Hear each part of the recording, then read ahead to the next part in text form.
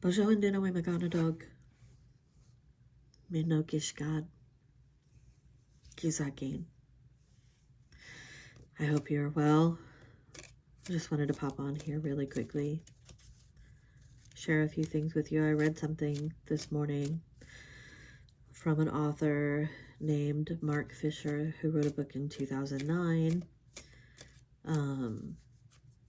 And the thing that really struck me as I've been struggling this morning, like what is my role in the world right now, as we see everything coming apart at an alarmingly fast pace and people leaving us not of their own free will. What is my role? What is my role?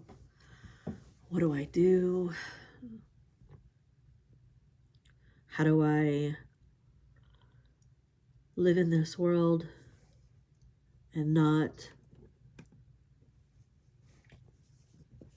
let myself be overcome by the fear, but also not dance too far into delusion? So this quote that I read from Mark Fisher is that he said it was easier to imagine the end of the world than it is to imagine the end of capitalism. And I want us to sit with that for a minute, because I think it is easier to, and that's our default right now, is to imagine that the world is ending. And in a sense, I think it is. But when we think about what the world that matters, when we think about the water, the trees, the more than human relatives that live in this world, the gift of moss, the beauty of a sunrise or sunset, if we could focus on how we find ourselves in a restored world, leaving aside how capitalism is to end. That's not our business. Our business is to imagine the world, our natural world, rising up to help us become the real human beings again. And then I was going through some of my notes, and I had written down this quote from Vandana Shiva. We need to wake up to the problems in the world and yet not get overwhelmed by the magnitude of them, not suffer in our activism, but instead find joy in what we are doing to help ameliorate the global problems.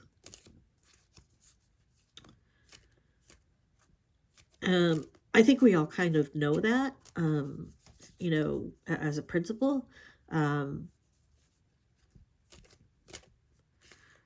The challenge is, how do we actually practice it? How do we allow ourselves to continue to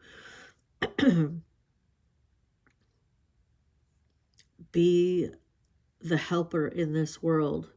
This world needs our help.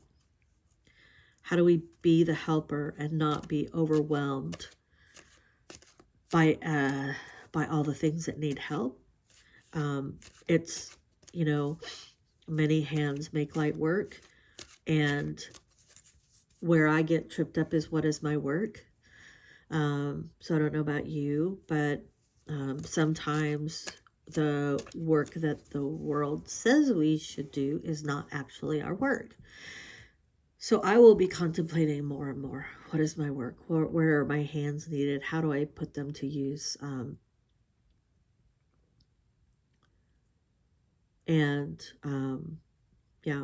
Bring about the joy and the grace. So I wrote down a prayer a couple of weeks ago, and I've been sitting with it. And so I hope that these words are helpful to you. I petition the grace that exists in the hearts of all humankind to bring our hearts closer to love, closer to kindness, closer to grace. So may it be. I'm going to share with you some cards. It's happened. Sophia of the Clouds. The oracle is ready, so I'm going to pull some cards. These cards are meant to evoke intuition. So the first card that I pulled is breathe. While we struggle with how to exist in this hard world where it's easier to imagine the end of the world than it is to imagine the end of capitalism, let's breathe our way into every moment. Let's find joy in what we are doing. We are at a threshold. We are at a threshold. This is the time. Stay strong.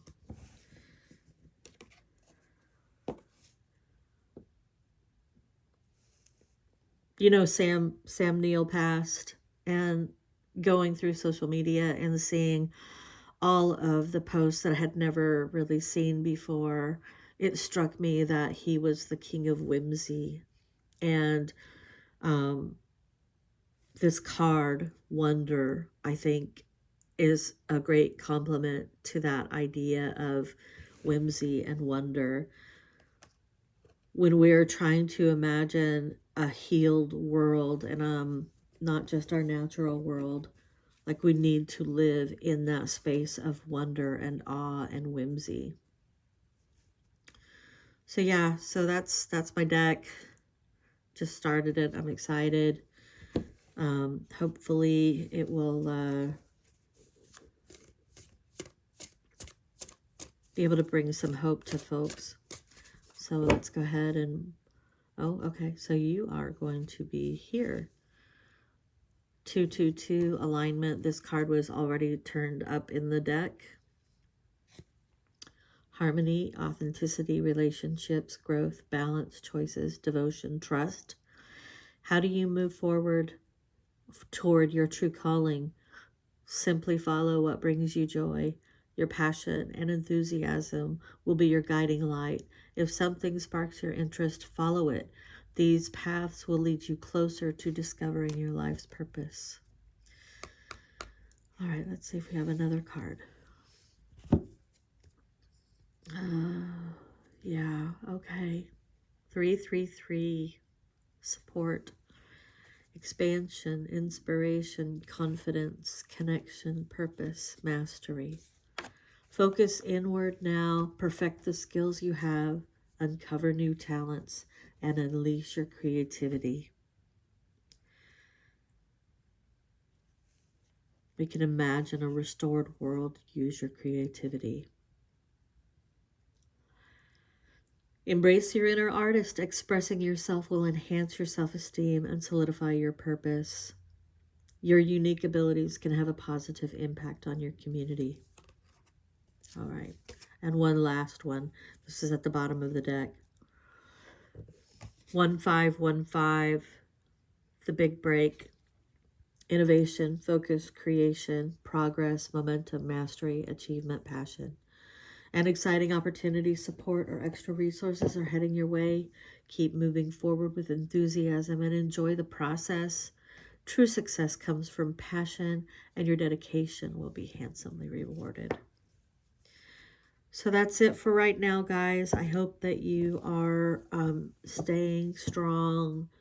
If you are navigating this space between fear and hopefulness, I don't think that's unusual. I think all of us are experiencing that right now, and trying to figure out if our hopefulness is just delusion, and also if it is just delusion, so what, I guess.